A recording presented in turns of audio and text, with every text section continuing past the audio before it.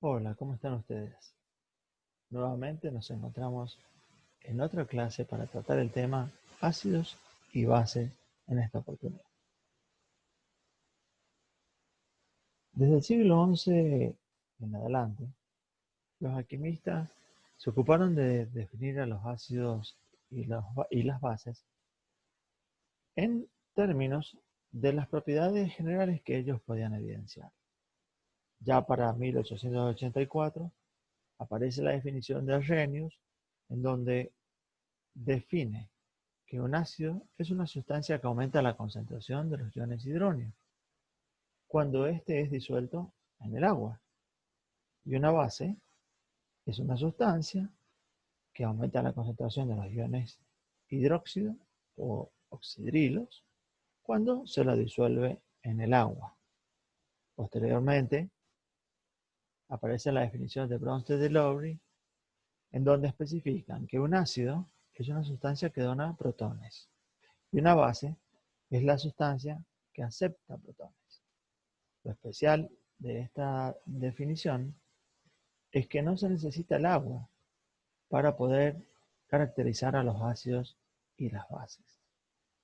Y también aparece aquí una característica bastante particular en donde cuando un ácido se disocia, él cede el protón para que otra molécula lo acepte, por lo tanto actúa como la base. Pero el ácido que cedió el protón se convierte en una molécula factible de aceptarlo. Por lo tanto, se convirtió en su base conjugada. Y aquella molécula que actuó como una base aceptando el protón se convierte en una molécula capaz de poder cederlo. Por lo tanto, se convierte en el ácido conjugado. Es decir, que en la definición de Bronsted y Lowry aparece también el concepto de el par ácido-base conjugado. Los ácidos y las bases pueden agruparse en dos categorías, ácidos fuertes y ácidos débiles. Y esto está relacionado con la magnitud de la proporción en la cual estas moléculas, estos compuestos, se disocian al encontrarse en el agua. Cuando un ácido o una base se disocia de manera completa en el agua, se lo conoce como ácido o base fuerte. Por otra parte, cuando un ácido o una base en solución acuosa se disocia de manera parcial, se lo conoce como ácidos o bases débiles.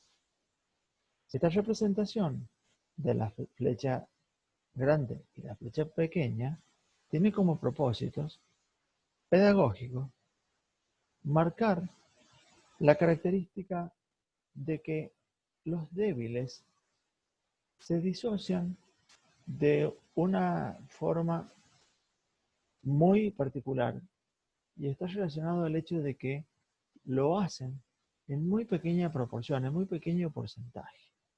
Esto es lo que está tratando de mostrar la representación pedagógica de una flecha más grande y una flecha más pequeña. Es decir, que la disociación lo hacen en muy pequeño porcentaje. Acá cabe tener presente el rol que desempeña el agua. Entonces, ¿qué le sucede al agua? ¿Cómo se comporta el agua? Se ha evidenciado que el agua se encuentra parcialmente disociada en sus iones. Es decir, que una molécula de agua tiene la capacidad de disociarse en su ion protón y un ion oxidrilo. Pero esta molécula de agua, representada acá de una manera resumida, en la realidad, esa molécula se encuentra disuelta en el seno de toda el agua. Por lo tanto, la representación más formal o más real de la disociación del agua es esto: una molécula que se disocia en el seno, cediendo un protón, que lo capta una de las moléculas del agua, y un oxidrilo.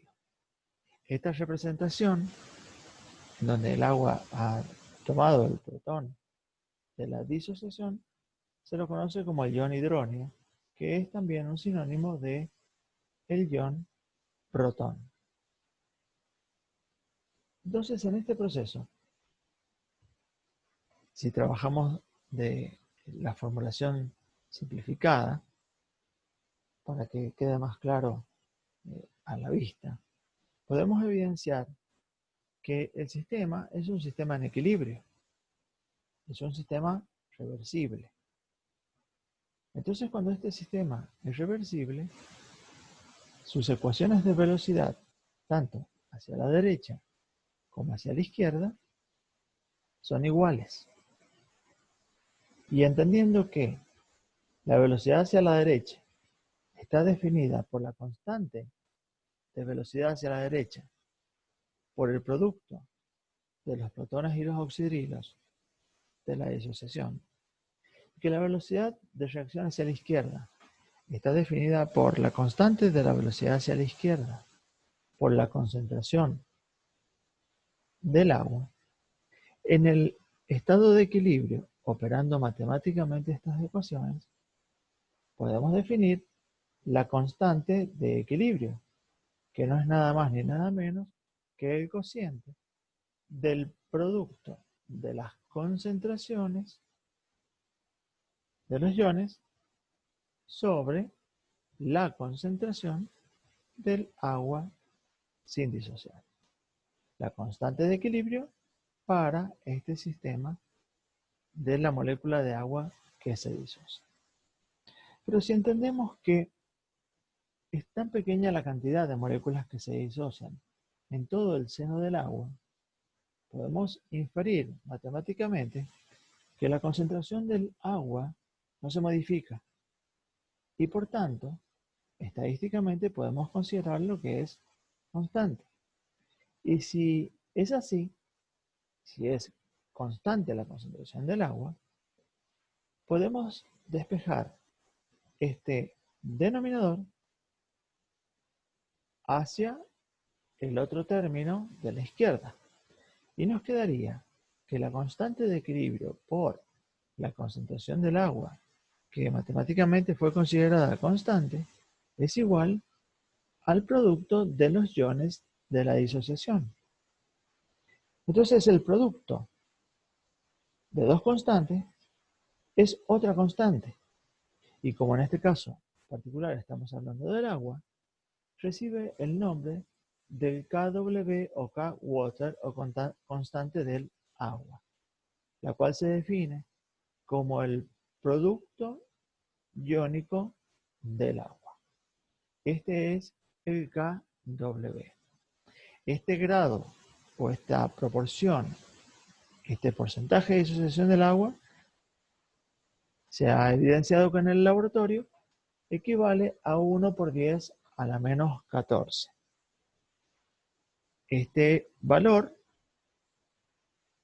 es medido y definido en el laboratorio para la constante de disociación del agua pura.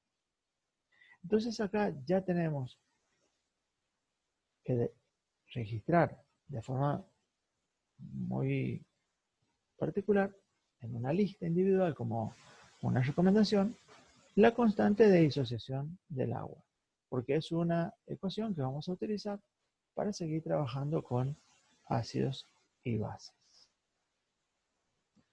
Operando el KW, la constante del agua, con las propiedades del logaritmo, se logran obtener las ecuaciones de pH, P oxidrilo y pH más P oxidrilo igual a 14.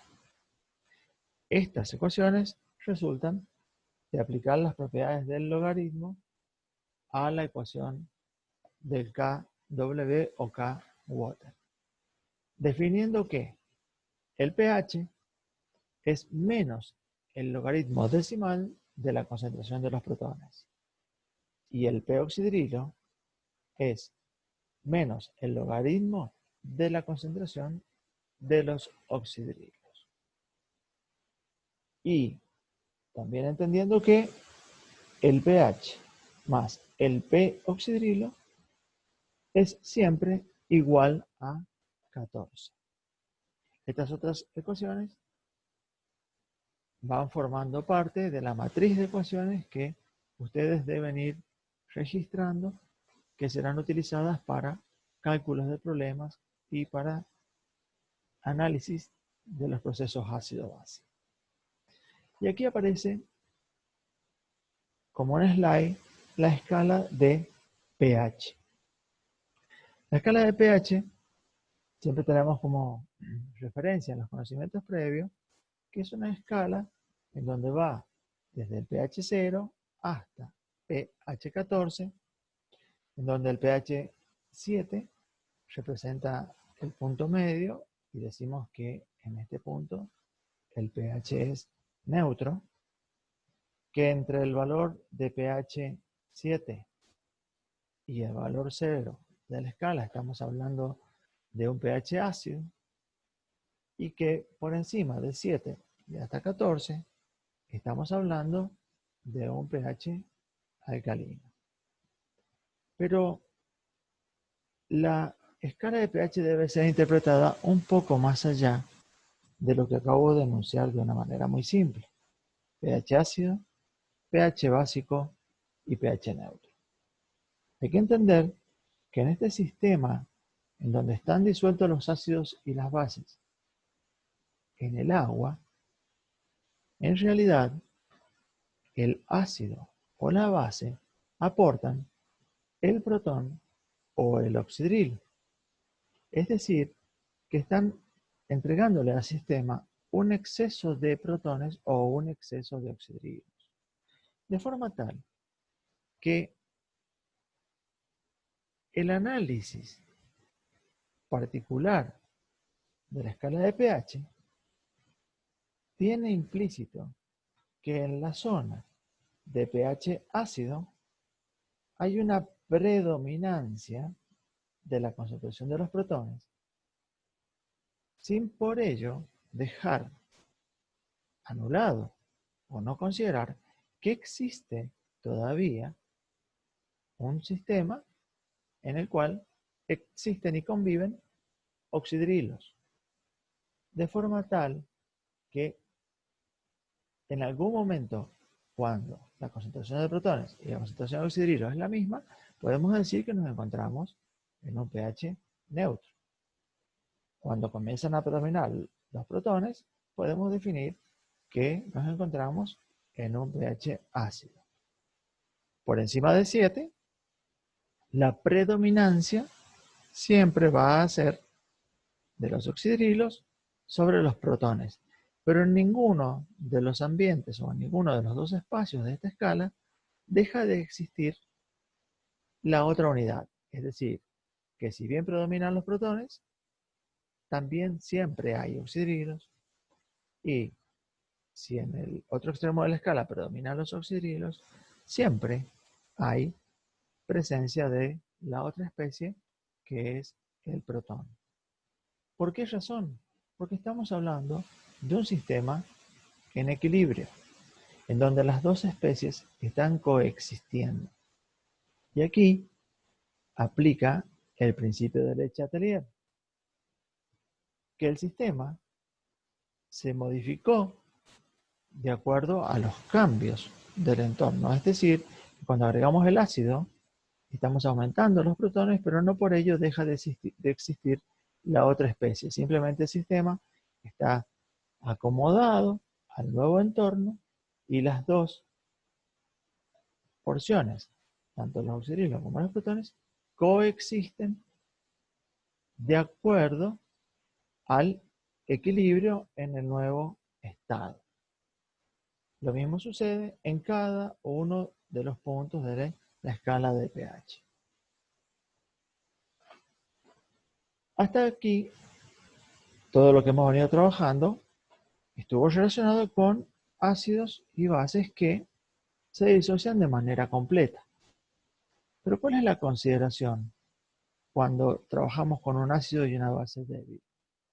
Entendiendo que este sistema en equilibrio tiene la particularidad de que el ácido débil o la base débil se disocia de forma parcial, es decir, que coexisten la parte disociada y sin disociar como un sistema en equilibrio.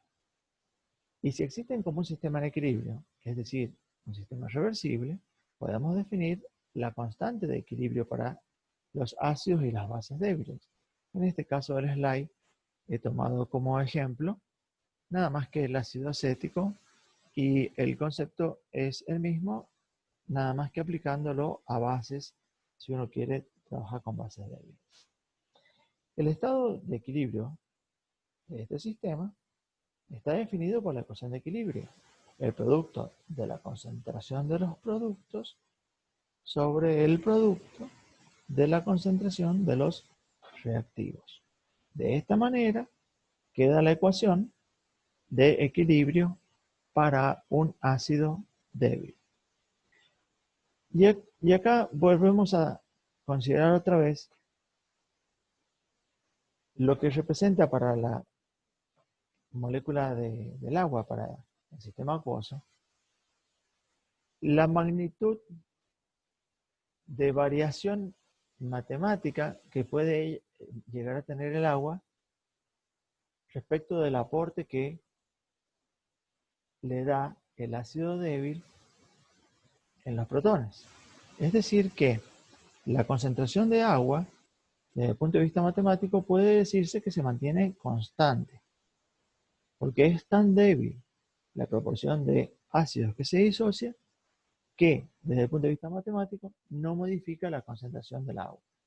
Entonces, tomando el mismo criterio matemático que hemos utilizado anteriormente, esta concentración del agua lo pasamos a este otro término, hacemos un pasaje de términos y obtenemos que la constante de equilibrio por la concentración del agua es igual al cociente que ustedes pueden ver acá en el slide. El producto de los iones sobre la concentración del ácido acético. Como el producto de dos constantes es otra constante, y como en este caso en particular estamos hablando de un ácido, esa nueva constante recibe el nombre de la constante del ácido. Y la constante del ácido se va a definir en este caso como el cociente del producto de la concentración de los protones por el ácido disociado sobre la concentración del ácido sin disociar.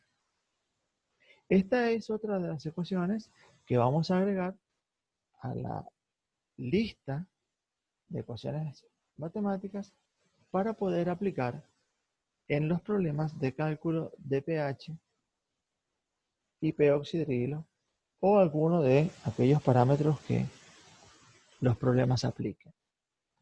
Hay que aclarar que las constantes de los ácidos débiles y la constante de las bases débiles son valores que se encuentran tabulados y por lo tanto también son un dato firme y formal que debe utilizarse para el cálculo de los problemas de pH y p-oxidrilos. Y volviendo a la escala de pH, para ir cerrando la clase de hoy, quiero recordar que tengan presente que en el sistema predominan las especies. Una no hace desaparecer a la otra, simplemente hay una predominancia. Por lo tanto, en los problemas de pH, ustedes pueden encontrar en los distintos ejercicios que a partir de una solución de un ácido, el problema les pida calcule el pH, calcule el p-oxidrilo, calcule la concentración de protones y calcule la concentración de oxidrilos. Y uno no debe quedar atrapado en la trampa de pensar ¿Por qué me piden concentración de oxidrilos o me piden el p-oxidrilo si estoy hablando de un ácido? O si estuviera hablando de una base, tampoco debo hacerme el mismo cuestionamiento. Porque ustedes, si entienden y tienen de una manera muy formal que el hecho de que ambas dos especies coexisten, sin ninguna duda es legítimo poder calcular para una solución ácida cuánta es la concentración de oxidrilos que tiene, que va a hacer esta fracción, la que queda acá presente en el sistema, entendiendo que están predominando los protones. Y si para una base yo tengo que calcular el pH o tengo que calcular la concentración de protones, no debemos pensar que es imposible, porque tenemos que entender que coexisten ambas especies. Entonces los protones que vamos a estar midiendo en una solución alcalina o una solución básica va a ser aquella fracción que resulte de mantener el equilibrio del sistema, es decir, la coexistencia de ambas especies.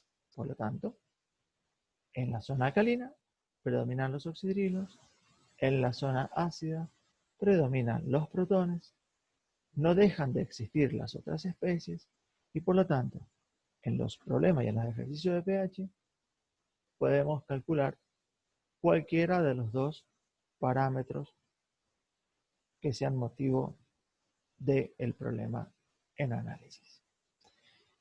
Espero que esta clase haya servido como una guía. Los aliento a realizar los ejercicios de pH para ácidos y bases fuertes, para ácidos y bases débiles, y nos comunicamos a través del foro de consultas. Muchísimas gracias.